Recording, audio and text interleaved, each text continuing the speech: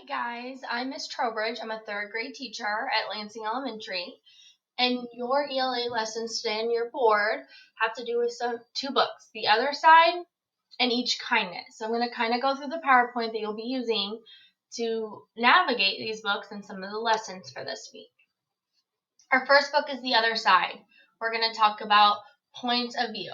So our learning target for my class, that we do this every day, I can tell you the point of view of a story. Well, how can we tell the point of view? First person, second person, third person. Kind of recall this information. What we've talked about that through the year. What does first person look like? What does second person look like? What do you think this story is being told? What point of view is the story being told in? First person point of view is a story being told by a character in the book. The keywords you would look for the first person point of view would be I, me, we, our, and us. Example, we were on our way to the beach when it started to rain. We were on our way, so I'm telling the story about myself, and that is being told in first person point of view. Third person point of view. A story is being told by a narrator who is not in the story. So someone that's kind of seeing the story or telling you about the story. They are not telling you about themselves. Keywords is he, she, him, his, her, they, them, and their. Example, they were on their way to the beach when it started to rain. So I'm not talking about myself, I'm talking about some other people. And that is third person. We're not going to talk about second person today. Here's a quote from the story. That summer, the fence that stretched through our town seemed bigger. We lived in a yellow house on one side of it. From what point of view is the story being told? How do you know? Think back or refer back to the slides before to find out what point of view this story is being told. Good job. The story is being told in first person. The author used the pronouns our and we. A character in the story, Clover, is telling the story. We lived in a yellow house. She's telling about the house that she lived in. So it's first person. Okay, we're going to talk about the author's message in this story now. What message is the author trying to tell the reader? The message is known as the theme of the story. So think about the theme of the story. We talked about this a lot through Martin Luther King books and some other books this year in my classroom, but we talked about the theme. What does the story mean? What is it trying to tell you? It is usually not directly stated, but must be inferred. When you infer, you're making a guess about something by using facts in the story. Some of the common themes in literature are courage, teamwork, friendship, forgiveness, acceptance, honesty, equality, or overcoming challenges. Sometimes a story, it can be tricky to find the theme because sometimes there's multiple themes that the story could really be.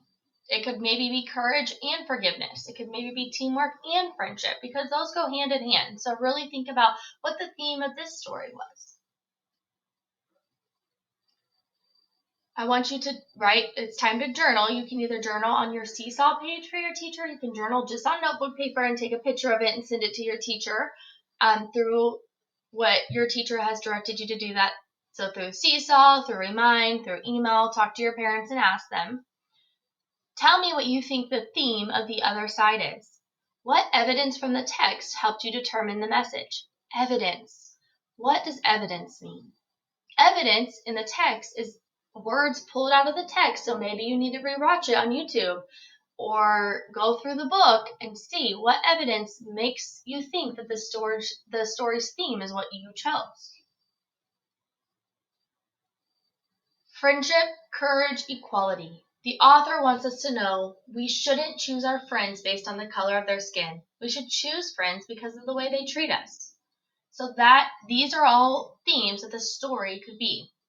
If you chose one of them, great. If you chose all three, wonderful. If you chose a different one and you provided evidence for why you chose that, great. The evidence that I chose was Clover said, "That summer me and Annie sat together on the fence. And when Sandra and then looked at me funny, I just made believe I did not care. Here's a quote you can read from the book and from her website. Jacqueline Woodson is one of my favorite authors. The next story you're going to read this week is Each Kindness. It's one of my favorite stories. You can also explore her website by using this link if you have some extra time this week. Sometimes authors use symbols to represent something else. What do you think the fence represents in this story? I want you to take some think time and really think. Is the fence really just a fence? Or what does it represent to you? What did it make you think about in the story? All right. Can you say it out loud to a stuffed animal? Can you say it to mom and dad who are next to you, a brother or sister? Tell them what you think the fence represents in the story.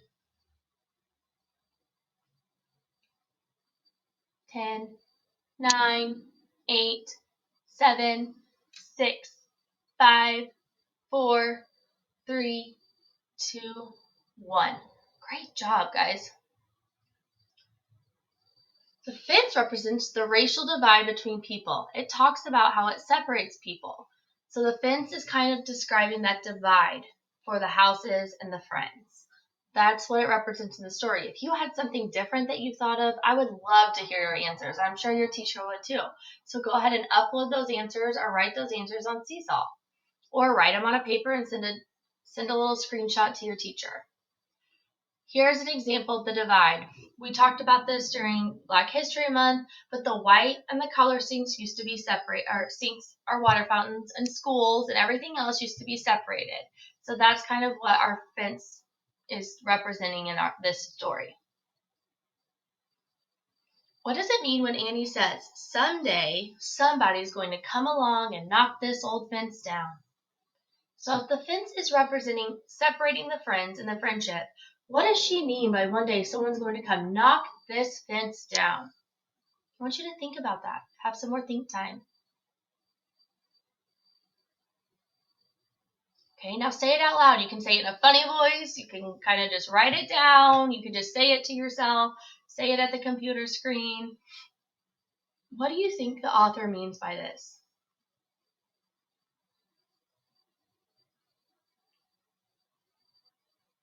Great job. I thought my answer was she thinks that one day there will be no division. We're going to knock the division down. We are not going to be divided. And I feel like that's happened. I still feel like the world has we can make some growth on that. Still, we can always make growth on everything. My class always says, practice makes progress.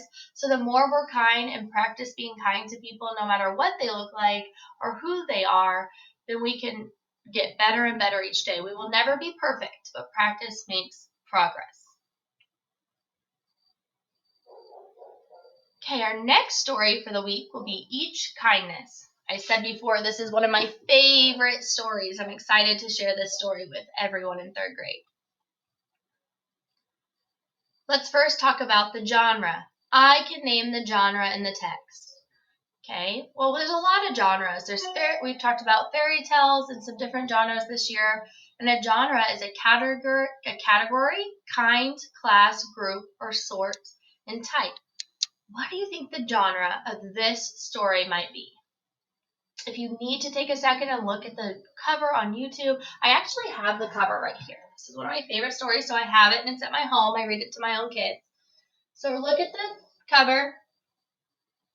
What do you think the genre of this story is?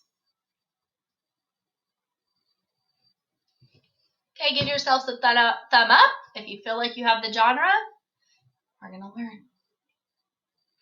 Here are some genre examples. Science fiction. Do you think this would be science fiction? Probably not, because there's no sci-fi. That goes to the side, like aliens and things like that. Historical fiction. It could be historical fiction. Could it be fantasy? I would say probably not fantasy. We don't have any unicorns or anything else in this book. It's pretty much real life pictures of what things could look like. It's probably not going to be a mystery. We know it's not poetry. It's not going to be a fairy tale. So that narrows it down to historical fiction or realistic fiction.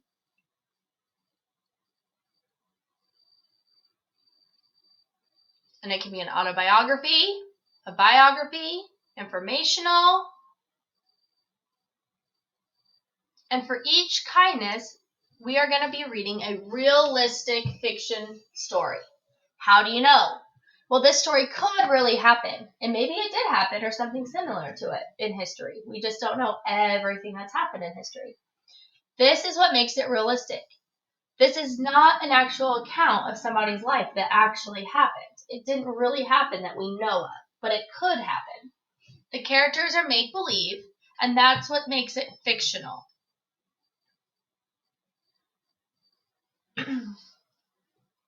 Character traits. Character traits are adjectives that describe what a person is like on the inside. Here are a few character traits. Mean, kind, caring, inconsiderate, thoughtful, timid. We talk a lot about character traits when we are doing our pride character traits, and those are some other character traits you can think about. Excuse me. Which of these traits do you see in Maya? What other traits can you think of that would describe her? Share why you would think that. Do you think she's mean, kind, caring, inconsiderate, thoughtful, and timid? Could a character be one trait at the beginning and then change their trait throughout the story? Absolutely they can. What trait could you describe Chloe at the beginning of the story? Go ahead and write that down in your journal. Why do you think she acted this way at the beginning of the story?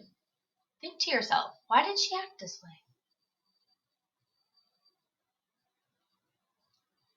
Sometimes things happen in our lives that cause our traits or our feelings to change. What happened that made Chloe have a change of heart? Why did her character change throughout the story? It's usually things or people have affected her to make her change. What made her change? Write your answer on a piece of paper or submit that to Seesaw, your teacher Seesaw as well.